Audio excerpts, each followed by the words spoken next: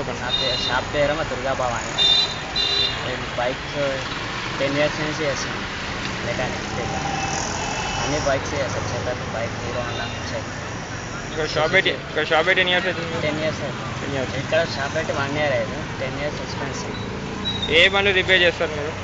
మేము అన్ని బండ్లు చేస్తాం, hero Honda, Suzuki bikes, city hundred, Bajaj. Special దేంట్లో మీరు? చేతక్లా, ఈ బైక్లా రెండు.